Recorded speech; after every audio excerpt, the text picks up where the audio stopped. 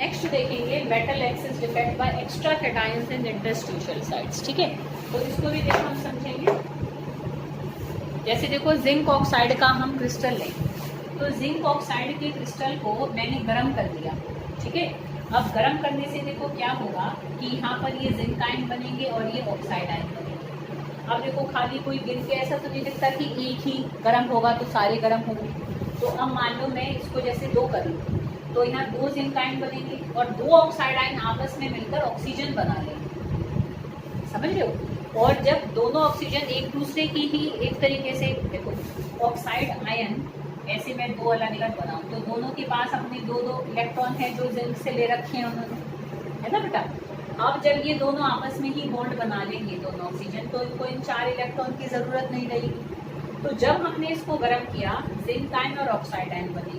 Oxide ions ने आपस में, कुछ ऑक्साइड आयंस ने, जैसे जितनी हमने हीटिंग करी है तो उस दौरान जैसे कुछ बने, तो कुछ ऑक्साइड आयन आपस में मिलकर ऑक्सीजन गैस बनाकर ये तो उड़ गए, छोड़ गए लैटिस को। ठीक है, और ये देखो इलेक्ट्रॉन भी छोड़ गए अपने की, जिंक को भर ले लेते हो अपने वापस, पर अब वो कैसे ले, इतनी हीटिंग में तो उसके निकले ही रहेंगे बाहर इलेक्ट्रॉन, अंदर वापस जाएंगे। तो अब ये जिंक आयन भी बन गए और ये इलेक्ट्रॉन्स भी ही ले गए। अब ये ऑक्साइड आयन तो ऑक्सीजन बन के फिर निकल गए तो अपने लैटिस में से।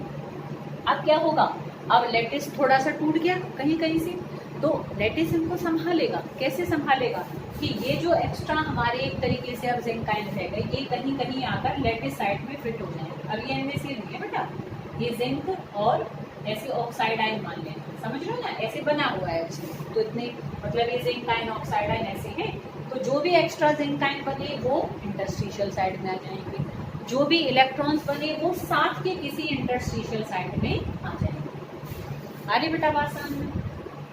ठीक है, इस तरीके से। तो यहाँ मैं इसको ऐसे दिखा सकती हूँ, मतलब कि जो एक्स्ट्रा, देखो इलेक्ट्रिकल न्यूट्रलिटी अभी भी डिस्टर्ब नहीं हुई, क्योंकि अगर 4 पॉजिटिव आयन इंटरस्टिशियल साइड्स में आए तो 4 हमारे नेगेटिव चार्जेस भी इंटरस्टिशियल साइड में आए। एनायन बेशक कम हो गए, पर नेगेटिव चार्ज और पॉजिटिव चार्ज का नंबर अभी बराबर है। स्टोइचियोमेट्री डिस्टर्ब हो गई क्योंकि कुछ एनायन कम हो गए, वो गैस बनकर उड़ गए। अरे बेटा बात समझ में?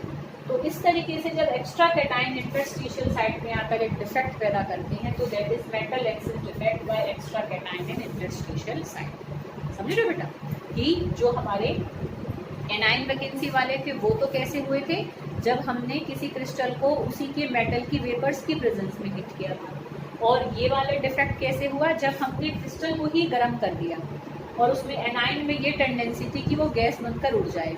तो उसके निकलने के बाद जो कैटायन टूट गए, बॉन्ड टूट गई एक दो जगह से, और इलेक्ट्रॉन भी वो छोड़ गया, तो जो बाकी क्रिस्टल हमारा बचेगा, लैटिस सारा थोड़ा ना टूटा, ठीक है, थोड़ा कहीं कहीं से टूटा, तो वो आयंस हमारे कहाँ हैं, कहाँ जाएंगे, उसी लैटिस के अंदर इंटरस्टिशियल साइड्स में आकर फिट हो जाएंगे, और साथ की जगहों पर इलेक्ट्रॉन्स भी आकर फिट हो जाएंगे। ऐसे ही यहाँ पर भी इलेक्ट्रॉन्स एनर्जी को एब्जॉर्ब करके कलर कई बार पैदा कराने के लिए रिस्पॉन्सिबल हो जाते हैं। आ रही बेटा बात समझ में? तो जब एनायन बाहर चले जाते हैं तो वो एनायन वैकेंसी वाला डिफेक्ट था, मेटल एक्सिस हुई। और जब हमारा एनायन गैस बन के ही उड़ गया तो एक्स्ट्रा कैटायन जब इंटरस्टिशियल साइड्स में आए और ये इलेक्ट्रॉन भी इंटरस्टिशियल साइड्स में आ गए, तो वो होती है metal excess defect by extra cation in interstitial sites. मतलब थोड़ी टर्म बड़ी बड़ी है, बट मतलब there is no any need of confusion, मतलब हो जाता है आराम से, ऐसी कोई प्रॉब्लम। ठीक है, एक बार मैं फिर से रिपीट कर दूंगी, बस हम पहले ये पूरा कर लें। तो नॉन स्टोइचियोमेट्रिक डिफेक्ट 2 टाइप की होती हैं, एक मेटल की ज़्यादा होने के कारण, एक मेटल आयन की कम होने के कारण। मेटल आयन के ज़्यादा होने के कारण हमने कर लिया कि 2 तरीके से मेटल आयंस की अधिकता हो सकती थी, एक तो एनायंस की कमी के कारण और एक एक्स्ट्रा कैटायन इंटरस्टिशियल साइड्स में आने के कारण। ये हो गया। अब हम देखेंगे मेटल्स की कमी कैसे हो जाती है और फिर कैसे डिफेक्ट पैदा होता है। देखो, तो चलो ये ज़्यादा इसमें किचर हो रही है, इसे मैं साफ से कर देती हूँ।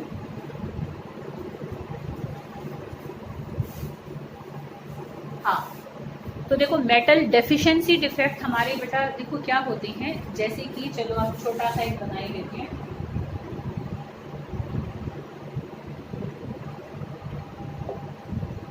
देखो बेटा, ये उन क्रिस्टल्स में होता है जिसमें जो मेटल होगा, जो मेटल आयन होगा, उसमें वेरिएबल ऑक्सीडेशन स्टेट शो करने की टेंडेंसी होती है। देखो जो ट्रांजिशन एलिमेंट्स होते हैं, ध्यान करो, तुम्हें जो थर्ड यूनिट हमने करी थी 11th में, वहाँ तुमने S block, P block, D block, F block, इनके कैरेक्टरिस्टिक्स लर्न करे थे। तो डी ब्लॉक का एक पॉइंट था कि दे शो वेरिएबल ऑक्सीडेशन स्टेट्स। तो जितने भी डी ब्लॉक के एलिमेंट्स हैं, ठीक है, एक आध को छोड़ दे तो सारे ही वेरिएबल ऑक्सीडेशन स्टेट शो करते हैं, मतलब बहुत सारी oxidation states they can show. जैसे आयरन है वो Fe2 पॉजिटिव भी बना लेता है, Fe3 पॉजिटिव भी बना लेता है, मतलब +2 और +3 दोनों में रह सकता है। कॉपर है +1 +2 दोनों में रह सकता है। तो जिन मेटल आयंस में एक से ज़्यादा ऑक्सीडेशन स्टेट शो करने की क्षमता होती है, उनके क्रिस्टल्स इम्प्योरिटी डिफेक्ट, उनके crystals metal deficiency defects show करते हैं।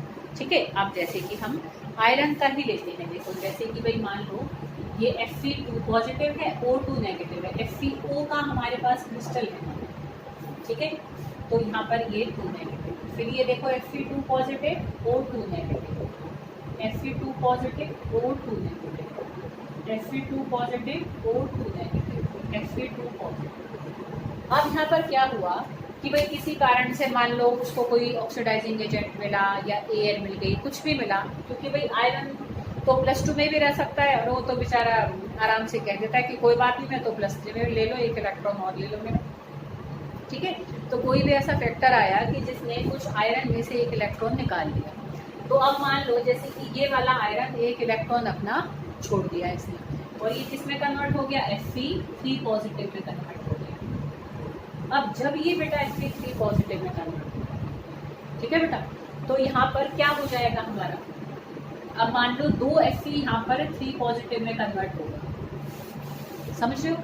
अब मैंने तुम्हें क्या कहा, कभी भी ऐसा नहीं होगा कि इलेक्ट्रिकल न्यूट्रलिटी डिस्टर्ब हो। जैसे ही यहाँ पर 2 आयरन अपनी 3 पॉजिटिव ऑक्सीडेशन स्टेट में आए, वैसे ही बड़े आराम से एक Fe2 पॉजिटिव लैटिस छोड़ के चला जाएगा। क्यों, क्योंकि एक पॉजिटिव चार्ज यहाँ पर बढ़ा इनके 3 पॉजिटिव हायर ऑक्सीडेशन स्टेट में आने के कारण। तो जैसे ही हायर ऑक्सीडेशन स्टेट में कुछ आयंस आए, तो कुछ लोअर ऑक्सीडेशन स्टेट के आयंस लैटिस को छोड़कर चले जाएंगे to maintain the electrical neutrality of that crystal. तो जैसे ये कारण था लैटिस छोड़कर चला गया। आ रही बेटा बात समझ में। तो अब मेटल का नंबर तो कम हो गया, देखो कैटायंस का नंबर तो कम हो गया, पॉजिटिव चार्ज पर तो कोई फर्क नहीं पड़ा, but number of cation get decreases कब, when some metal ions comes in their higher oxidation state। तो अब मेटल की कमी के कारण स्टोचियोमेट्री डिस्टर्ब हो गई, पर उस स्टोचियोमेट्री में क्या हुई, मेटल की डेफिशिएंसी हो गई, मेटल की कमी पैदा हो गई। तो ऐसे डिफेक्ट हमारे मेटल डेफिशिएंसी डिफेक्ट्स कहलाते हैं। आई बेटा बात समझ में, ठीक है, क्लियर। तो ये हमने सारे करे अपने नॉन स्टोचियोमेट्रिक डिफेक्ट में यही सबसे ज़्यादा था।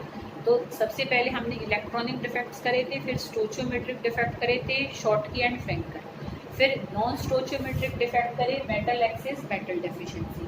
मेटल एक्सिस 2 तरीके से हो सकती हैं, इनको हमने देखा, और मेटल डेफिशिएंसी एक ही तरीके से होती है कि जब मेटल आयंस, क्रिस्टल के मेटल आयंस कुछ मेटल आयंस अपनी लोअर ऑक्सीडेशन स्टेट से जब हायर ऑक्सीडेशन स्टेट में चले जाते हैं, तो कुछ लोअर ऑक्सीडेशन स्टेट के मेटल आयंस लैटिस को छोड़कर चले जाते हैं। तो मेटल की कमी के कारण जो डिफेक्ट पैदा होता है, that is metal deficiency defects, ठीक है।